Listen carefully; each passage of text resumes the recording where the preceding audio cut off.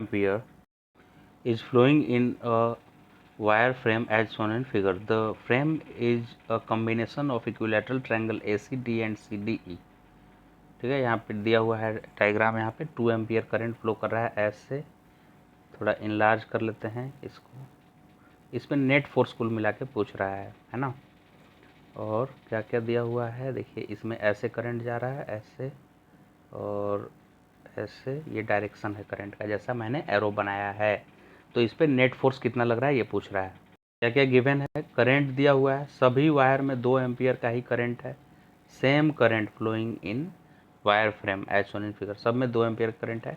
1 metre side है, 4 Tesla का magnetic field है। तो फ्लेमिंग लेफ्ट हैंड रूल लगाने के लिए जिधर इंडेक्स फिंगर, जिधर मैग्नेटिक फील्ड होता है उधर ये इंडेक्स फिंगर रखना होता है, और जिधर करंट का डायरेक्शन है उधर मिडिल फिंगर। तो थंब का डायरेक्शन देता है फोर्स, तो उससे इस वायर पे, इसमें करंट इस डायरेक्शन में है सी से ए की तरफ, तो सी से ए की तरफ मिडिल फिंगर को रखिए और इंडेक्स फिंगर को स्क्रीन के अंदर घुसता हुआ रखना है। तो क्या फोर्स इधर आ रहा है, वैसे ही इस पर फोर्स इधर आएगा। और ये दोनों फोर्स कितने डिग्री पे होगा ये मेन मुद्दा है, क्योंकि इन दोनों का रिजल्टेंट मुझे निकालना है, फिर वो दूसरे फेस का भी निकालेंगे। तो इसको कैसे पता चला कि ये 120 है, देखिए ये 90 डिग्री यहाँ पे फोर्स किधर लगेगा 90 डिग्री पे, और चूँकि ये जो 90 डिग्री ये स्क्वायर एक बना हुआ है फ्रेम, इस डायग्राम से आपको पता चलेगा कि ये एंगल 90 है, और इस पे जो फोर्स लग रहा था वो ऐसे 90 डिग्री की तरफ लग रहा था, तो ये भी एंगल 90 है। और इधर से भी फोर्स जो लग रहा है वो यहाँ पे परपेंडिकुलर है, राइट, तो ये भी एंगल क्या है 90 है। तो इससे देख के तो लग रहा है कि इन दोनों के बीच 90 डिग्री होना चाहिए। ये इसको देखते हुए लग रहा है कि 90 डिग्री एंगल होना चाहिए, जबकि है नहीं ऐसा, उससे गलत आंसर आ रहा है। देखिए इसको 90 रखिएगा, इसको 90, और सामने वाला को रख दीजिएगा 90। तो इन दोनों भी 90, दो वेक्टर में 90 डिग्री एंगल आ जाएगा इस फोर्स और इस फोर्स में। लेकिन ध्यान देने वाली बात यह है कि ईच साइड इसने बोला है कि इक्वल है, यानी कि ये इक्विलैटरल ट्रायंगल लेना है आपको। ये और ये तीनों साइड आपस में इक्वल लेना है, ऐसा बनाया हुआ है। यानी 60 डिग्री, ये डायग्राम जो है वो इसमें गड़बड़ है। डायग्राम देख के किसी को भी लगेगा कि 90 है, लेकिन स्टेटमेंट क्वेश्चन का क्या लिखा है, स्टेटमेंट में ये ट्रायंगल की बात कर रहा है कि ACD को एक ट्रायंगल कंसीडर करना है, और CDE को भी ट्रायंगल जिसका 1 मीटर ईच साइड है। तो ACD को अगर आप देखें तो ACD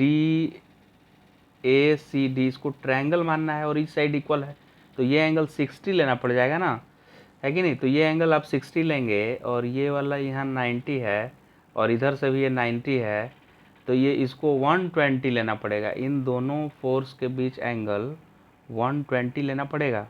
तो रियल डायग्राम ऐसा आएगा, देखिए ये फोर्स और ये फोर्स, क्योंकि ये हो चुका है एंगल 60, है कि नहीं। ये ट्रायंगल पे देखेंगे आप तो वो क्या हो गया है 60 हो गया होगा वो, राइट।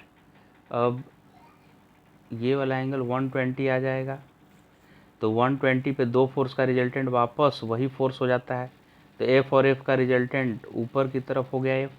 और इस पे देखें तो इधर और इधर इन दोनों वेक्टर में भी कितना एंगल बन गया वापस 120, तो इस F का रिजल्टेंट भी ऊपर आएगा। तो ये F और ये F मिला के 2F हो गया।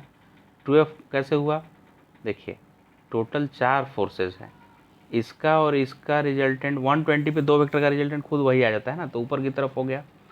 फिर इसका और इसका भी रिजल्टेंट ऊपर की तरफ आएगा, तो ये F और ये F मिला के 2F हो जाएगा, ठीक। F का वैल्यू कितना होगा, तो BIL, ये तो sin 91 हो जाएगा। तो मैग्नेटिक फील्ड 4, करंट 2 और लेंथ 1, तो 8 न्यूटन एक फोर्स का, तो दो फोर्स है, तो 8 और 8 16 हो जाएगा।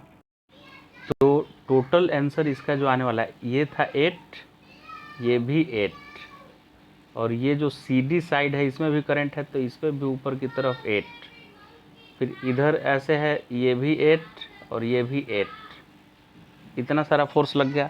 टोटल साइड पता है कितना है, 3 2 5, 5 साइड है, तो 5 फोर्स भी दिखाना है मुझे, 5 फोर्स दिखाना है कि नहीं। तो इस 8 और इस 8 का 120 पे है तो रिजल्टेंट 8 ही आएगा, राइट। तो इसका इसका रिजल्टेंट 8 आया। देखिए इन सब का, इसका 8 और इसका 8, इसका 8 का 120 पे 8 आया। फिर इधर वाले का और इधर वाले का 8 का भी ऊपर 8 आ गया, तो 8 और 8 16 हो गया। और जो CD साइड बचा है उस पर भी 8 ऊपर है, तो कुल मिला के 3 बार 8 ऊपर की तरफ आ गया। तो 8 × 3 24 न्यूटन का फोर्स लगेगा, राइट। तो करेक्ट ऑप्शन ये 24 यानी फर्स्ट ऑप्शन हो गया।